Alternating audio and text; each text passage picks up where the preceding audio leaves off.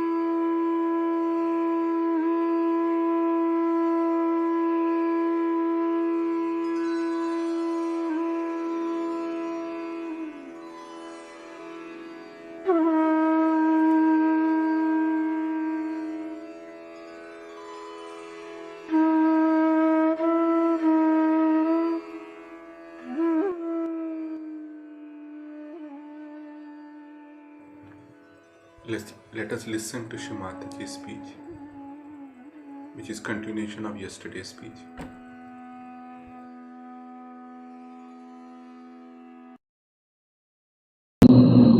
So do not be dominated by luxuries and comforts.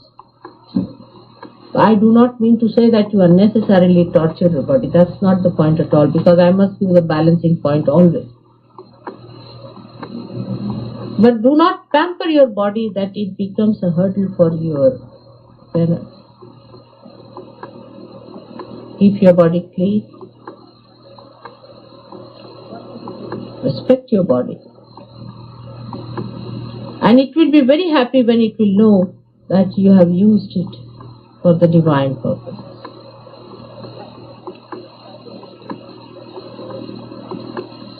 There's an Indian word for which we call it a baitak. Yeah, I don't know. There's no English equal to that. But baitak means the power to sit. That's the gravity. How long can you sit in one posture? What is your baitak? Like any studies or anything, they'll ask, what is your baitak? Have you got the baitak? Is the power to be seated on one point. How long can you sit? Continuously. That is how you judge your gravity. Unless and until you have a baitak, you cannot be a guru. So the body is to be brought round properly. It has to be disciplined. It's no question of becoming thin or fat, but the body should be such that you should be able to use it for your purpose as a guru. Sometimes you will find you can't sleep on the ground. When you sleep on the ground 3-4 days, your body will be very happy. It will pain 1 or 2 days, it will be alright. But do not insult your body This is the other side of discipline. We don't take our baths, we don't keep ourselves all right. So we are insulting our body. Look after it. You may have to look after its softness, the gentleness of the body. Treat it with respect. By becoming barbaric, you are insulting your body.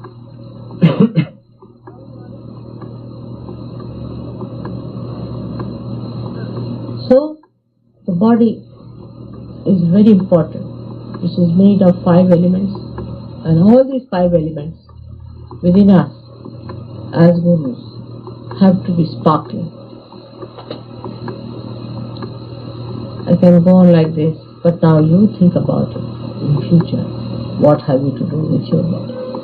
How you are going to use 5 elements within your body to cleanse them, make them beautiful, so that your light sparkles.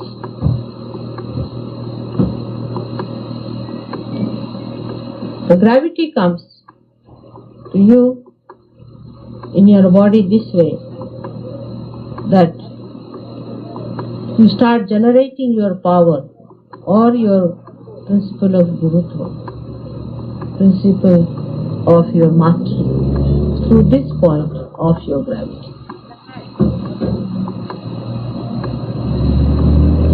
The second point is your attention should have that gravity. Your attention is very important. A person who is easily disturbed is not a deep person, or easily taken to something like, say, emotions, or easily to some other, say, intellectual pursuit. As gurus, there will be temptations for you.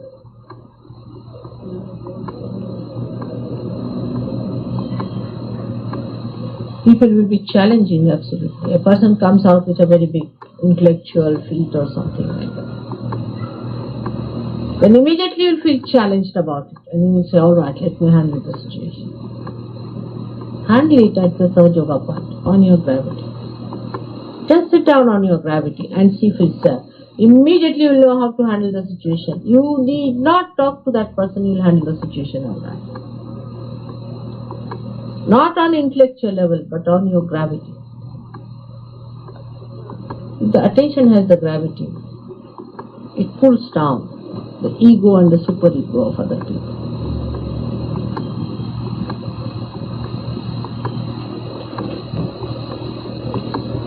Then you will not be frustrated or frantic. Also, if you can start from outside, it may work out in human beings. It works out. Like study your behavior, how you behave towards others. Or study your attention, how it behaves towards outside. What attracts your attention? What attracts your attention? Study your attention. By that study, you will be able to fix your attention in its maryada, in its boundaries. Once you put the boundaries to the attention, then the depth starts developing. The person who has no boundaries can never have depth. He will be spreading just like that, all through. No depth at all. So you have to put boundaries by understanding your attention. That no, not more than that. Alright, not more than that. Like some people in Sahaja Yoga, they get interested in a patient. Then for them that patient becomes important. Or get interested in some person that he must get realization. Say my mother, my father, my whole thing. And all the time they are talking about my jobs, my clothes, some sort of a my.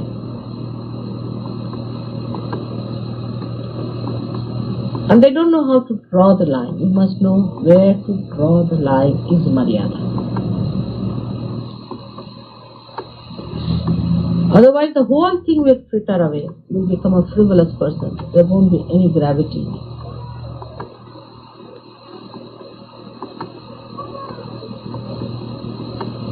So you must know how far to go with a person when you are dealing as a guru. Then you are a master. But if you do not know where to draw the line, you may be crossing the line and getting into his clutches.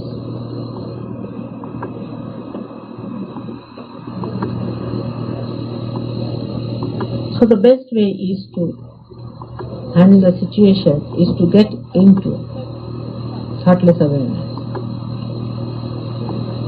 Again and again and again and again. And you establish that clearly. And some of them do complain to me that it's not an easy thing to do. It's the easiest thing to do. If you give up all other useless things that you are doing.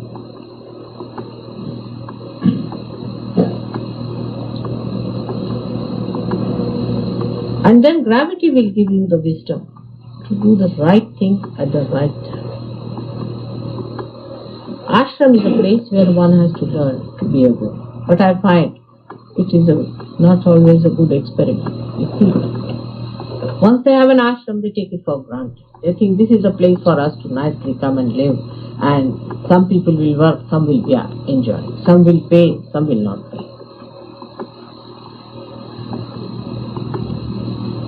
It's most practical.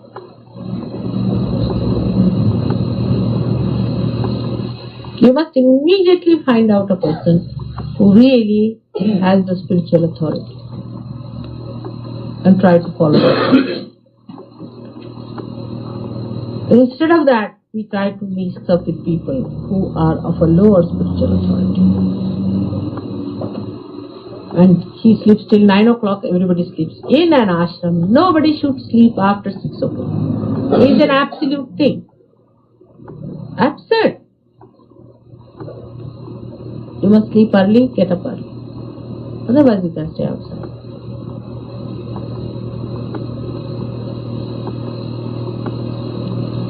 You all must get up at 6 o'clock. You know what time your mother gets up.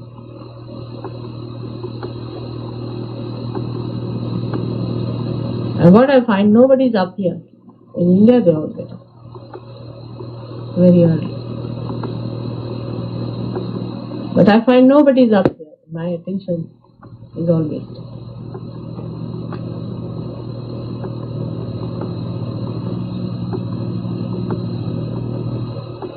And you don't realize that how important all these things are. This is a training time for you. For this you are born, you have been seeking this for ages now, you got it now, you must discipline yourself. But I have seen in ashramas where people pay a big amount, they get up at 6, 4 o'clock, 3 o'clock. Because in Sahaja Yoga, everything has to come from you. This is the style it is. At the most I can ask people who are not alright to go out for a while, live outside and then join ashram. That helps some people. But not more than that, because I am also a mother, though I am a guru. It is you who should mature yourself. You will mature much faster than I force things on you. Finding fault with others, but not with yourself. Must have a discipline, a time in the morning to get up, to do little puja or something. At least spend half an hour, all of you together. Should be ready by 6 or 6:30. Sit down, do meditation. I have to lay down rules for you now because you do not want to lay it down. I am also amazed that many people do not know even my Aarti after so many years by heart. That is what Sahaja Yoga is, because it's a Mahamaya.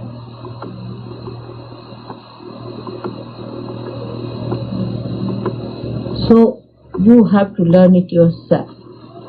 You have to do it yourself. It's easy to talk about Sahaja Yoga, very simple. Stand up and talk because you have heard from your mother. You talk. It will have no impression on another person. It will fritter away. Because must come from your center of gravity.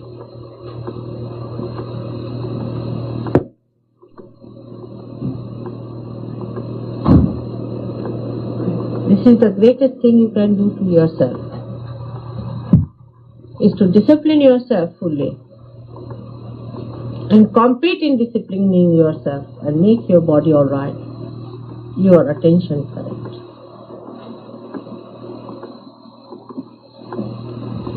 Attention is corrected by many ways. As I said, watch your attention, where does it go? Now, what else are we going to talk but Sahaja Yoga? Is there anything more beautiful or more interesting, more manifesting than Sahaja Yoga is? And what is the job of a guru? Is nothing but to expose the Parabrahma itself, the whole working of the divine. That is the job of a guru. To expose the complete working of the Parabrahma is the job of a guru in the modern times.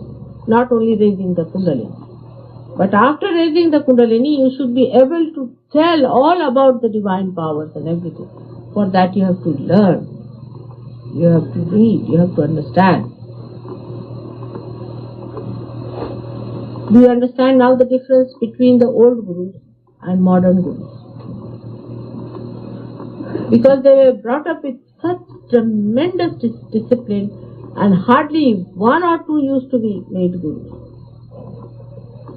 They went through such studies and such interrogations and examination and tests that by the time they were 75 or so, they became gurus. But you have to do it quick. And the best way is to do it yourself.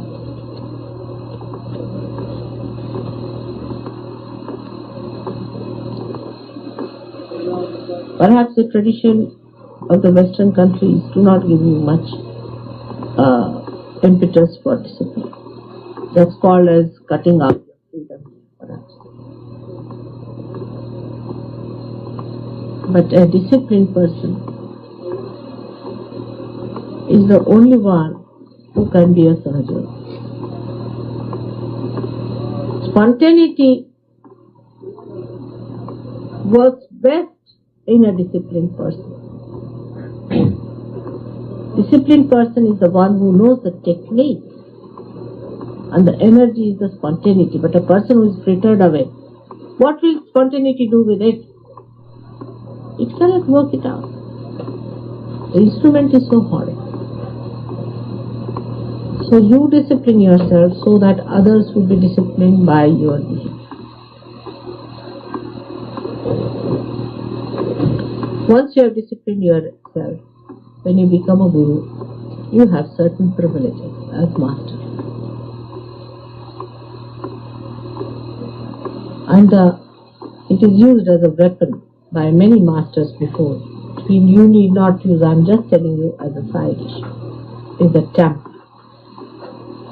All the gurus had tremendous temper. That's expected.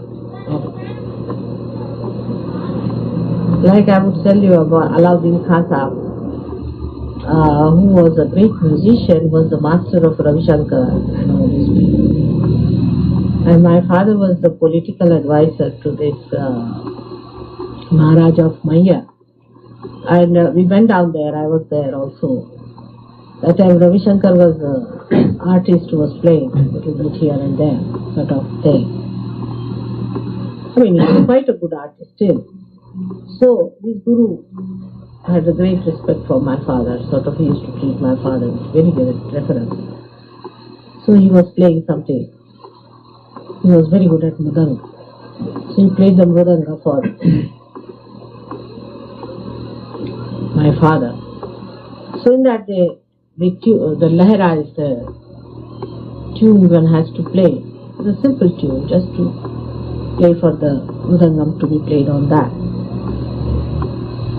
So my father asked Ravi Shankar to play.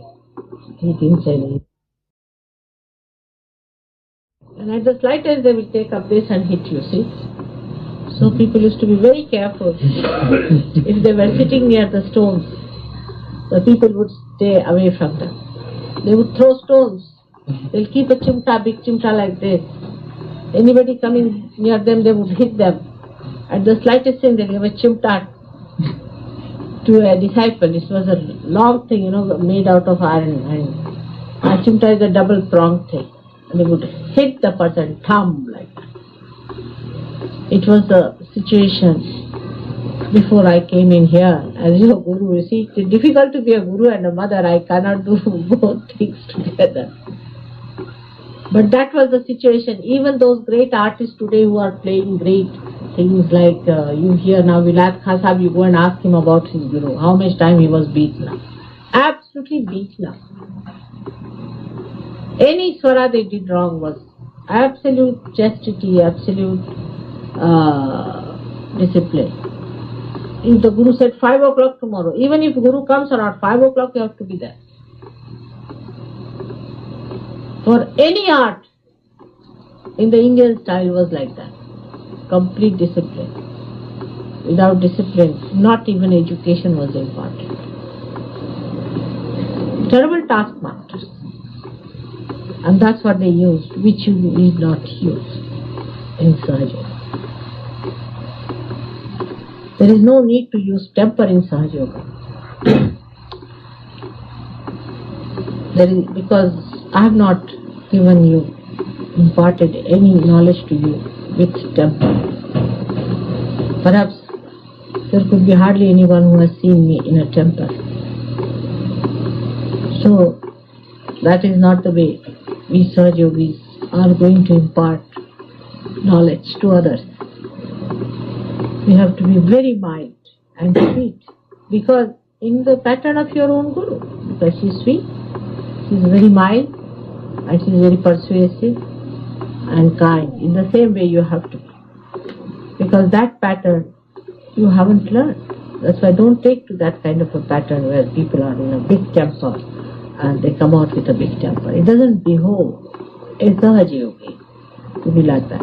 I mean, they had such tremendous powers also that they could just make somebody into ashes. See, with such a temper they lived. And they had one Guru somewhere, like I call it Rock of Gibraltar, that you face him and you hit your head. At least once or twice you must have a big hitting from him, otherwise he is not your Guru. That was the system. Now we have a great artist sitting here. We must be also remembering his Guru, who must have really beaten him nicely before he imparted knowledge. They said without you hit and chisel, you cannot make a good disciple. And this time you are going to challenge that and to prove that our mother was extremely kind, and still we are chiseled down beautifully by your own chisel. That's why I request you to do it yourself, because I cannot do it as a mother. And that's why it is your responsibility. Do it that way. Today is a day where we all have to decide that we are going to be gurus now. I am going to retire as a guru. It's all right to be a mother with you people. Now you have to be gurus of other people. And for that, you must know what you should achieve. You have all the powers within you. You can manifest them also. But you cannot have a following unless and until you become a guru. This is the only difference. If you want to have a following, then you must chisel out yourself in that fashion that as soon as people see you should say, here is somebody with that gravity. I think that should be sufficient for today's puja. Only thing, the last, most important thing is that you cannot make a drama out of it. It has to be a reality. See, by standing like a big, imposing person, you do not become that. On the contrary, people will think you are mad. It should be from within that you should develop that dignity within yourself, that poise, that balance, that understanding within yourself. A kindly poise, a beautiful personality, benevolent, but standing above everyone else by its gravity, depth, gentlemanliness, generosity, proper bearing, neatness, cleanliness, above all, love, heart like an ocean, most forgiving. I'm sure next year we'll have some gurus here who have already got some disciples around.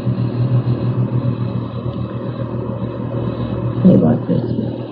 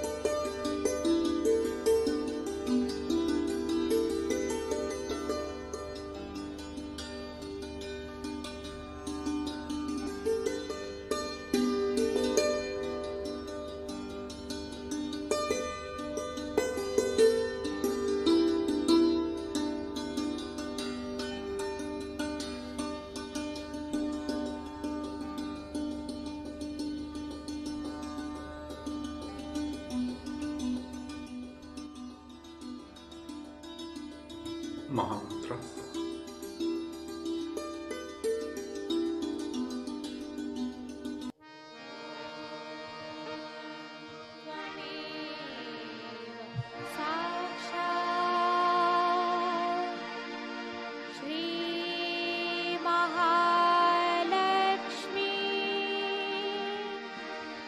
Mahakali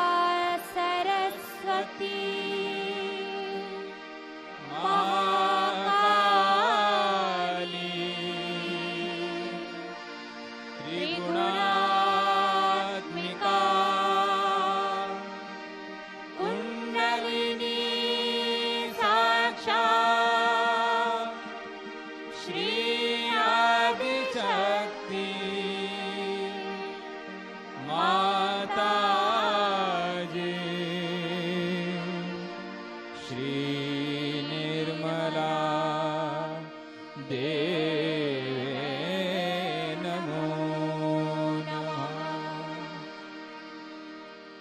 ॐ त्वमेव साक्षात् श्री कल्की साक्षात् श्री आदिशक्ति माता जी श्री निर्मला देवे नमो नमः। ॐ त्वमेव साक्षात् श्री कल्की साक्षात् श्री सहस्रार स्वामिनी मोक्ष प्रदायिनी माता जी श्री निर्मला देवे नमो नमः। श्री निर्मला देवे नमो नमः। श्री निर्मला देवे नमो नमः।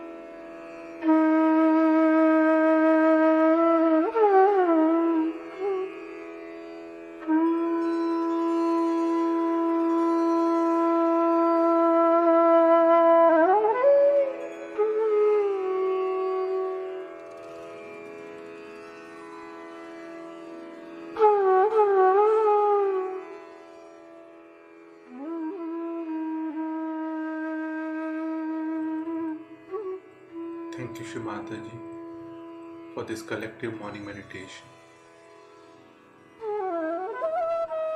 Thank you for this thoughtless state. Jai Shri Mataji. Let's bow down to Shri Mataji, raise our Mother Kundalini and put Bandhan.